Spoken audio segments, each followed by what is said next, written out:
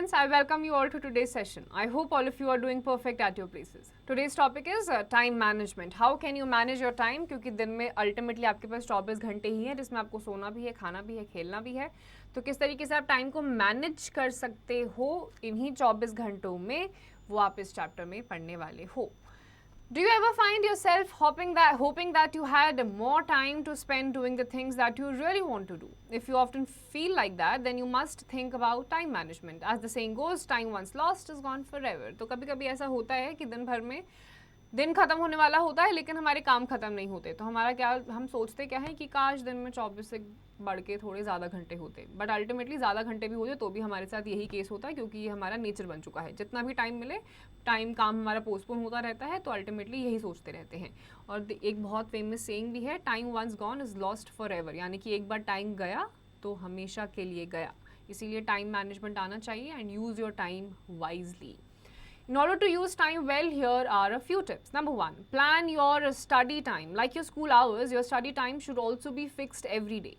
Make sure that your family and friends are aware of this time so that you aren't disturbed by anyone. तो आपके school में जैसे आपके 6 घंटे fix रहते हैं, आधा घंटा आपको हर सब्जेक्ट को मिलता है स्कूल में, उसी तरीके से घर पे भी आपका पढ़ने का एक फिक्स्ड टाइम होना चाहिए. And your family and friends should be aware of this time so that they don't disturb you. खेलने के लिए, कूदने के लिए, खाने के लिए, घूमने के लिए बाकी सारा टाइम है, ये टाइम आपके फ्रेंड्स और फैमिली को पता होना चाहिए ताकि आपको डिस्टर्ब वो ना करें.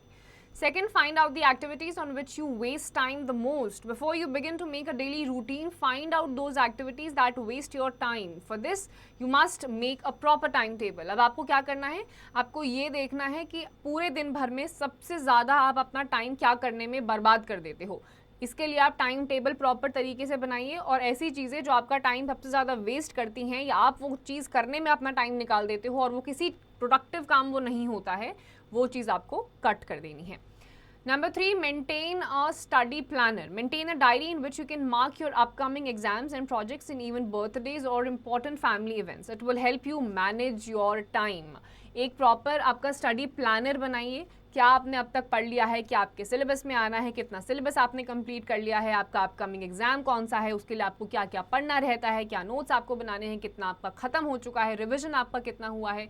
ये सारी चीज़ें अगर आप बनाएंगे तो आपका जो पढ़ाई भी है वो एक सिस्टमैटिक तरीके से होती रहेगी. एग्जामिनेशन टाइम पर आप बिल्कुल भी पैनिक नहीं करोगे, आप वेल प्रिपेयर्ड रहोगे. Number 4, do it today. Try to complete your work the same day. Do not push it to the next day. Delay करने, procrastination की जो आदत होती है सबसे बेकार होती है कि आज नहीं कल कर देंगे. कल आता है फिर वो अगले कल पे चला जाता है. तो ऐसे ये काम फिर आपका टलता ही रहता है, होता ही नहीं है. तो आज अगर आपके जहन में कोई काम आया है या आज का कोई काम है, कल चाहे छुट्टी भी हो, आज अपना काम खत्म करो और कल आराम से खेलो. बट आज का काम आज ही खत्म, कोई डिले नहीं करना है.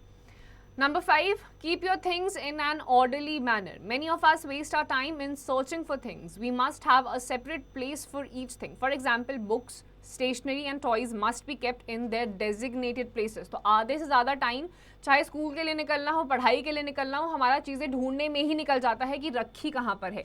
इसीलिए it is always said and told by your parents also कि आपकी stationery, pen, pencil, eraser, sharpener ये अलग जगह पे होना चाहिए, बुक्स, नोटबुक्स ये अलग जगह पे होनी चाहिए और आपके टॉयज़, खेलने कूदने का सामान अलग जगह पे होना चाहिए.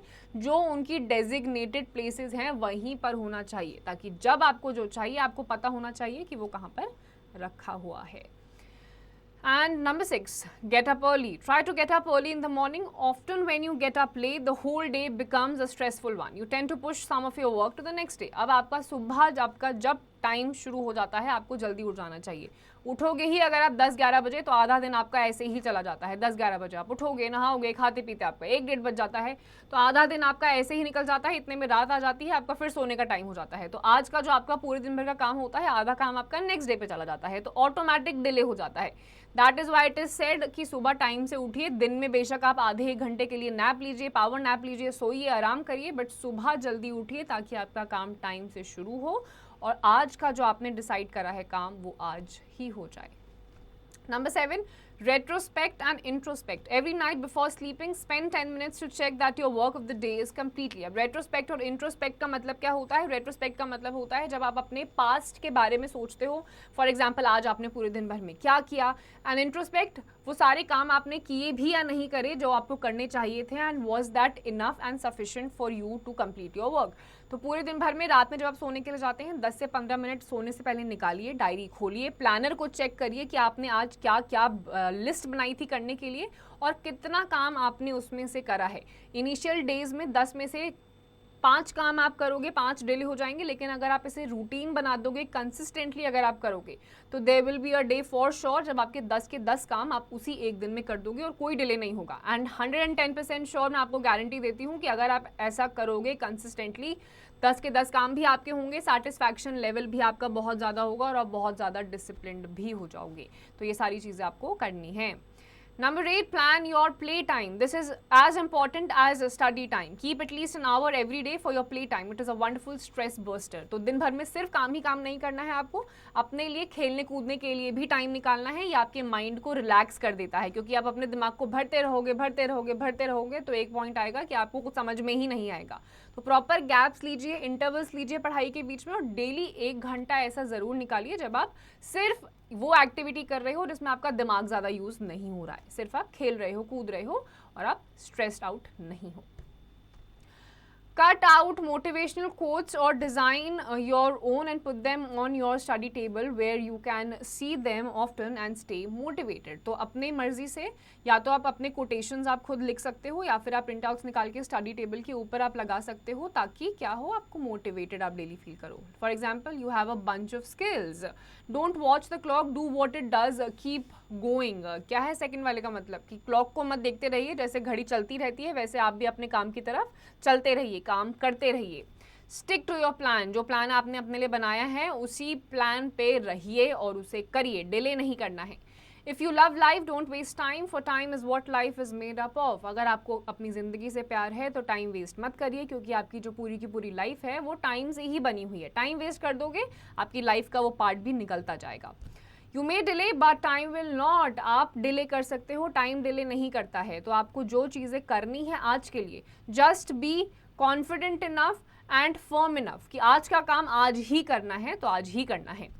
The bad news, time flies. The good news, you are the pilot. अब यहाँ पे क्या है, अब गुड न्यूज़ बैड न्यूज़ आपको बताई जा रही है कि बैड न्यूज़ ये है कि टाइम बहुत जल्दी निकल जाता है, बट गुड न्यूज़ क्या है कि उस टाइम को आप खुद मैनेज कर सकते हो. तो आप खुद मैनेज करिए टाइम को, जाता हुआ टाइम भी आपको बुरा नहीं लगेगा.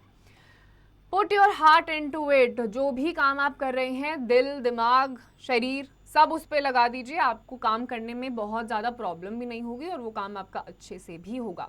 Either you run the day or the day runs you. या तो अपना दिन आप अपने अकॉर्डिंग चलाइए, नहीं तो दिन निकल जाएगा, आपका कोई काम हो ही नहीं पाएगा. तो इट्स बेटर कि आप अपने तरीके से अपनी ज़िंदगी जिए और रात दिन भर अपने हिसाब से आपका काम ख़त्म करिए. लीव नो स्टोन अनटर्न्ड, यानी कि हर चीज़ को एक्सपीरियंस करिए, हर चीज़ को पढ़िए.